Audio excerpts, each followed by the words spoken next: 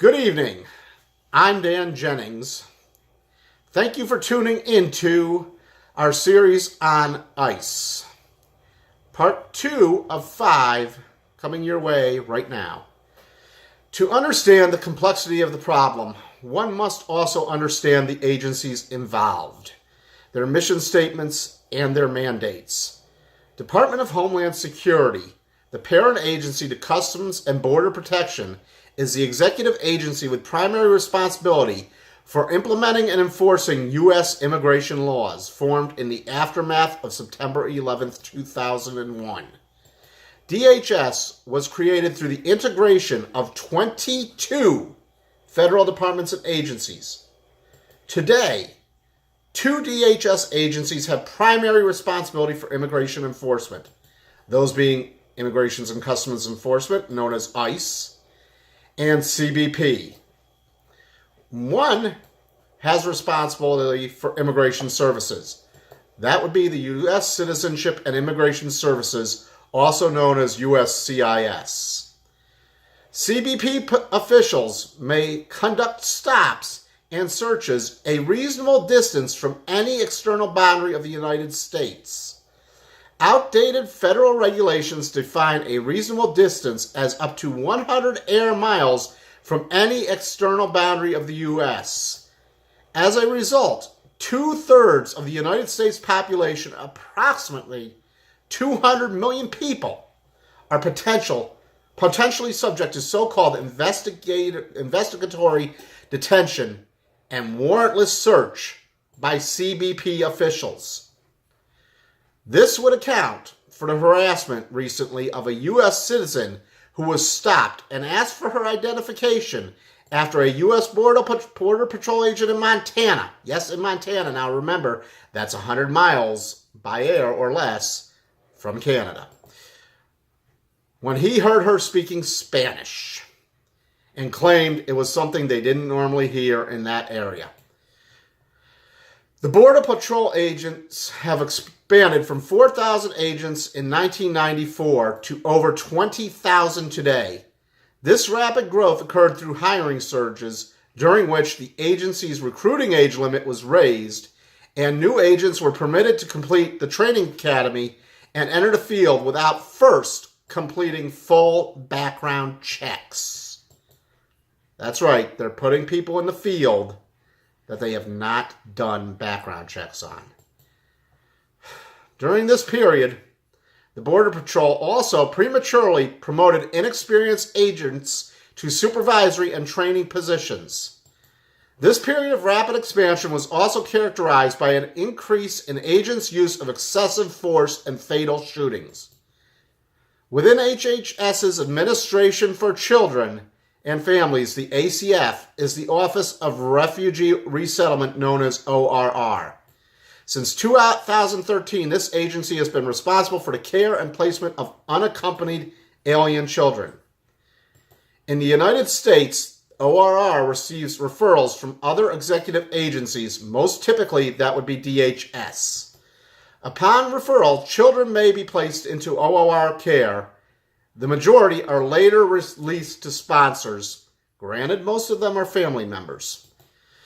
Between 2003 and 2011, so this is how far back this has been going. This goes on, people. This is not just a Trump thing. As much as we might like to think it is, this has been going back almost 15 years. In between 2003 and 2011, ORR served an average of around 8,000 unaccompanied children per year. Over the past few years, however, these numbers have increased to 57,000 in 2014 and 33,000 in 2015. For many years, unaccompanied children were either turned away at the U.S. border or apprehended and detained in INS adult detention facilities.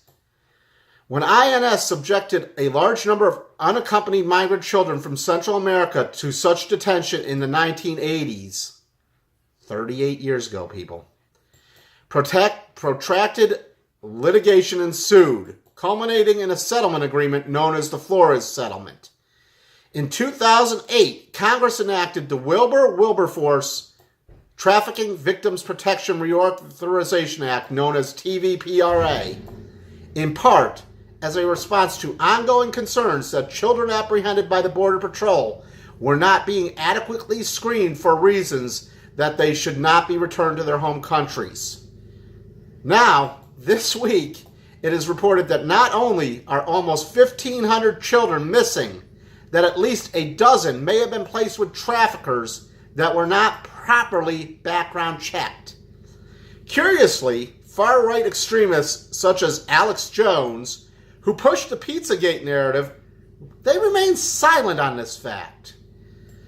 Together, the Flores settlement and the TVPRA place specific legal obligations on the federal government to treat children with dignity and special concern at all stages of the process, humane apprehension, safety and sanitary detention, and prompt transfer from immigration enforcement to protective custody, amongst those regulations. Supplementing these obligations, another federal statute, the Victim of Child Abuse Act of 1990, the VCAA, requires all law enforcement personnel working in federal facilities, including DHS officials in immigration detention facilities, to report suspected or alleged child abuse. Despite the numerous allegations of serious child abuse, there is no indication that any DHS component agency complied with the VCAA and submitted reports of alleged abuse to the FBI as per the law. CBP officers regularly fail to comply with applicable laws and governing policies, and how these failures subject vulnerable children to unconscionable mistreatment. In part 3 of our series, we will report on the deplorable and inhumane treatment these children are subjected to, the history and mandates of the agencies involved, as well as the violations of these mandates and the human rights violations being perpetrated. Please tune in tomorrow for part 3 of our ongoing series on ICE and the violations they are committing. Please subscribe if you feel up to it, feel like it. Please share these videos, because honestly, mainstream media is not telling you a lot of what we found when we were researching this story. They're focused on the 1,500 children. They're focused on the families being split up at the border. They're not focused on the human rights violations that are going on once these children are separated from their parents. Also, please go to equalvotelocal.com. We have a lot of information on upcoming elections, candidates, resources you can use, calls to action, and such. Part 3 will be coming to you tomorrow night, Wednesday, only on our YouTube channel. Thank you, everybody. Good evening.